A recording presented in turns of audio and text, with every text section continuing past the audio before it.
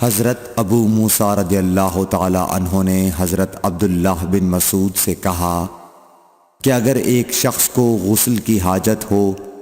اور مہینہ بھر پانی نہ پائے تو کیا وہ تیمم کر کے نماز نہ پڑھے؟ شفیق کہتے ہیں کہ حضرت عبداللہ بن مسعود نے جواب دیا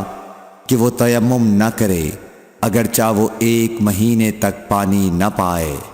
اور نماز موقوف رکھے۔ ابو موسیٰ نے اس پر کہا کہ پھر سورہ مائدہ کی اس آیت کا کیا مطلب ہوگا؟ اگر تم پانی نہ پاؤ تو پاک مٹی پر تیمم کر لو۔ حضرت عبداللہ بن مسعود بولے کہ اگر لوگوں کو اس کی اجازت دے دی جائے تو جلد ہی یہ حال ہو جائے گا کہ جب ان کو پانی ٹھنڈا معلوم ہوگا تو وہ مٹی سے تیمم ہی کر لیں گے۔ اعمش نے کہا میں نے شفیق سے کہا تو تم نے جنبی کے لیے تیمم اس لیے برا جانا؟ انہوں نے کہا ہاں۔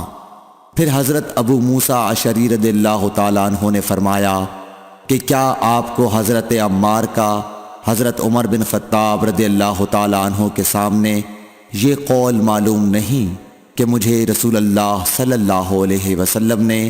کسی کام کے لیے بھیجا تھا، سفر میں مجھے غسل کی ضرورت ہو گئی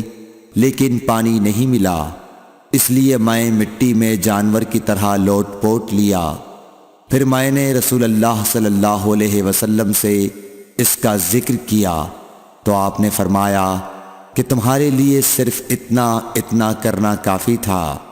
اور آپ نے اپنے ہاتھوں کو زمین پر 1 مرتبہ مارا، پھر ان کو جھاڑ کر بائیں ہاتھ سے داہنے کی پشت کو مل لیا، یا بائیں ہاتھ کا داہنے ہاتھ سے مسح کیا، پھر دونوں ہاتھوں سے چہرے کا مسح کیا۔ عبداللہ نے اس کا جواب دیا کہ آپ عمر کو نہیں دیکھتے کہ انہوں نے عمار کی بات پر قناعت نہیں کی تھی؟ اور یعلی بن عبید نے اعمش کے واسطے سے شفیق سے روایت میں یہ زیادتی کی ہے کہ انہوں نے کہا کہ میں عبداللہ اور ابو موسیٰ کی خدمت میں تھا، اور ابو موسیٰ نے فرمایا تھا کہ آپ نے عمر سے عمار کا یہ قول نہیں سنا کہ رسول اللہ صلی اللہ علیہ وسلم نے مجھے اور آپ کو بھیجا، پس مجھے غسل کی حاجت ہو گئی